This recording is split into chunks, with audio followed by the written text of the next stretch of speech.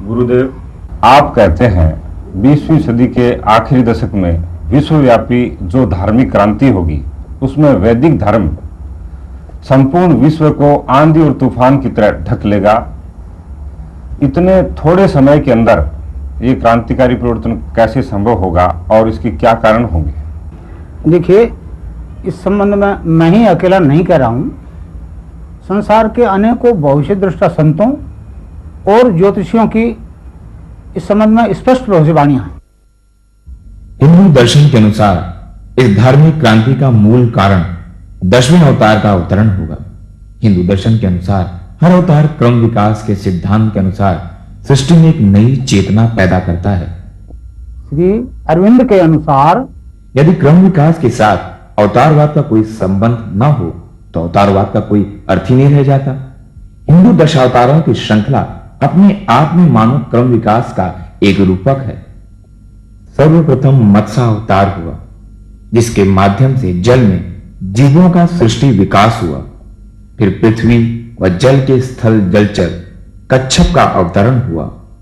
तीसरे अवतार वाराह के साथ पृथ्वी पर पशु पक्षियों की सृष्टि हुई। चौथा नरसिंह अवतार पशुओं व मनुष्यों के मध्य की स्थिति को स्पष्ट करता है। मनु का अवतार मानव के रूप में हुआ। फिर वामन, परशुराम, राम और कृष्ण अवतरित हुए, जो निरंतर प्राणमयी राजसिक से सात्विक मानसिक मानस और अधिमानस तक ले जाने के माध्यम बने। इस प्रकार 10वें अवतार के अवतरण के कारण मानवता में जो चेतना पैदा होगी, श्री अरविंद ने उसे नई चेतना की संज्ञा दी है और पश्चिम के भविष्य दृष्टाओं ने उसे एक नई सभ्यता के नाम से पुकारा है। इस 10वें अवतार के अवतरण के कारण संपूर्ण मानव जाति क्रम विकास के सिद्धांत के अनुसार धीरे धीरे अपने असली स्वरूप अर्थात दिव्य रूप में रूपांतरित हो जाएगी, जिसे श्री अरविंद ने पार्थिव अमरत्व की संज्ञा दी है। श्री अरविंद की आराधना का उद्देश्य उस परम सत्ता को पृथ्वी पर मानव रूप में अवतरित करना था और श्री अरविंद ने अपने जीवन काल में ही पूर्ण सफलता प्राप्त कर ली। श्री अरविंद के ही शब्दों में, मैंने मानवता के लिए परात्पर से उतना बड़ा वरदान प्राप्त किया है जितना ये पृथ्वी मांग सकती थी।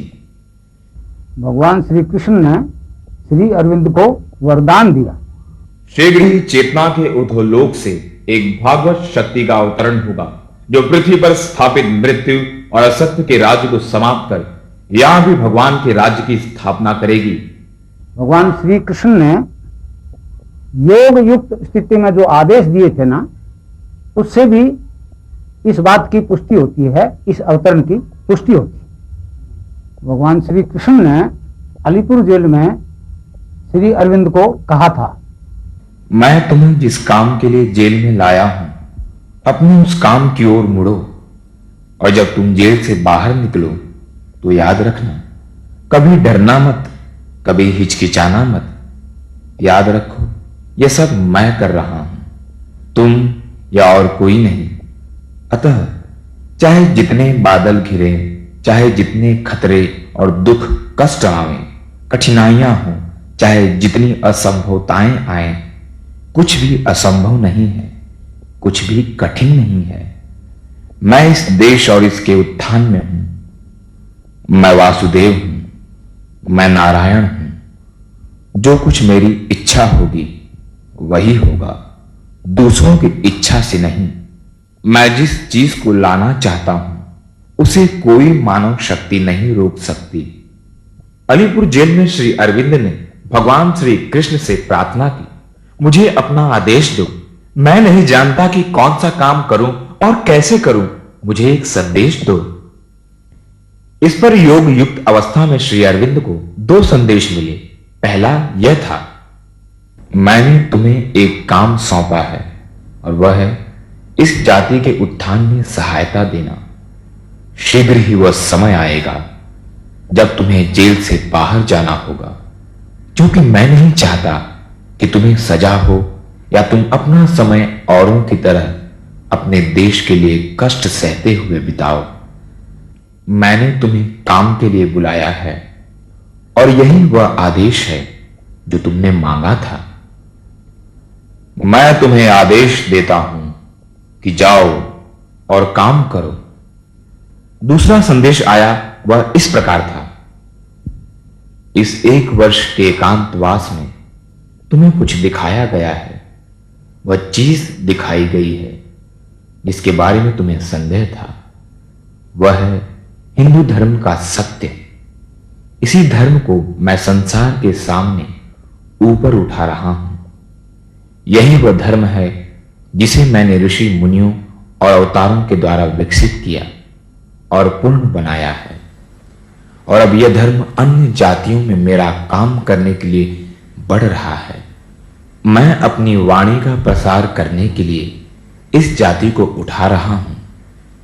यही वह सनातन धर्म है जिसे तुम पहले सचमुच नहीं जानते थे, किंतु जिसे अब मैंने तुम्हारे सामने प्रकट कर दिया है।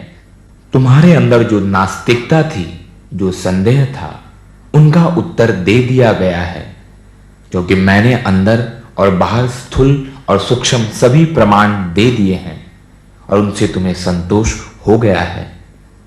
जब तुम बाहर निकलो तो सदा अपनी जाति को यही वाणी सुनाना कि वे सनातन धर्म के लिए उठ रहे हैं। वे अपने लिए नहीं बल्कि संसार के लिए उठ रहे हैं। मैं उन्हें संसार की सेवा के लिए स्वतंत्रता दे रहा हूं। अतएव जब यह कहा जाता है कि भारतवर्ष ऊपर उठेगा, तो इसका अर्थ होता है सनातन धर्म ऊपर उठेगा। जब कहा जाता है कि भारतवर्ष महान होगा, तो उसका अर्थ होता है सनातन धर्म महान होगा। जब कहा जाता है कि भारतवर्ष बढ़ेगा और फैलेगा, तो इसका अर्थ होता है सनातन धर्म बढ़ेगा और संसार पर छा जाएगा। धर्म के लिए और धर्म के द्वारा ही भारत का अस्तित्व है। धर्म की महिमा बढ़ाने का अर्थ है देश की महिमा बढ़ाना। मैंने तुम्हें दिखा दिया है कि मैं सब जगह हूं, सभी मनुष्य और सभी वस्तुओं में हूं। मैं इस आंदोलन में हूं और केवल उन्हीं के अंदर कार्य नहीं कर रहा जो देश के लिए मेहनत कर रहे हैं, बल्कि उनके अंदर भी जो उनका विरोध करते और मार्ग में रोड़े अटकाते हैं। मैं प्रत्येक व्यक्ति के अंदर काम कर रहा हूं और मनुष्य चाहे जो कुछ सोचे या करे, पर वो मेरे हेतु की सहायता करने के अतिरिक्त और कुछ नहीं कर सकते। वे भी मेरा ही काम कर रहे हैं। वे मेरे शत्रु नहीं बल्कि मेरे यंत्र हैं। तुम ये जाने बिना भी कि तुम किस ओर जा रहे हो, अपनी सारी क्रियाओं के द्वारा आगे बढ़ रहे हो। तुम करना चाहते हो कुछ और, पर कर बैठते हो कुछ और। तुम एक परिणाम को लक्ष्य बनाते हो और तुम्हारे प्रयास ऐसे हो जाते हैं जो उससे भिन्न या उल्टे परिणाम लाते हैं। शक्ति का आविर्भाव हुआ है और उसने लोगों में प्रवेश किया है। मैं एक जमाने से इस उत्थान की तैयारी करता आ रहा हूं और अब वह समय आ गया है। अब मैं ही इसे पूर्णता की ओर ले जाऊंगा। इस प्रकार श्री अरविंद को दिए वरदान के अनुसार वह परम सत्ता भारत की पुण्य भूमि पर मानव देव धारण करके अवतरित हो गई। इस अवतरण को ध्यान से देखने के बाद श्री अरविंद ने घोषणा कर दी। 24 नवंबर 1926 को श्री कृष्ण का पृथ्वी पर अवतरण हुआ था। श्री कृष्ण अति मानसिक प्रकाश नहीं है। श्री कृष्ण के अवतरण का अर्थ है अधि मानसिक देव का अवतरण, जो जगत को अति मानस और आनंद के लिए तैयार करता है। श्री कृष्ण आनंदमय है। वे अति मानस को अपने आनंद की ओर उद्बुद्ध करके विकास का समर्थन और संचालन करते हैं। श्री अरविंद के अनुसार मानव रूप में अवतरित हुआ परम सत्ता 20वीं सदी के अंत से पहले पहले संपूर्ण विश्व के सामने प्रकट हो जाएगी। इस 10वें और अंतिम अवतार के अवतरण के कारण संपूर्ण मानव जाति क्रम विकास के सिद्धांत के अनुसार अपने असली स्वरूप अर्थात दिव्य रूप में रूपांतरित हो जाएगी। मानवता में भविष्य में होने वाले इस क्रांतिकारी परिवर्तन को देखकर श्री अरविंद ने भविष्यवाणी की है। आगामी मानव जाति दिव्य शरीर धारण करेगी।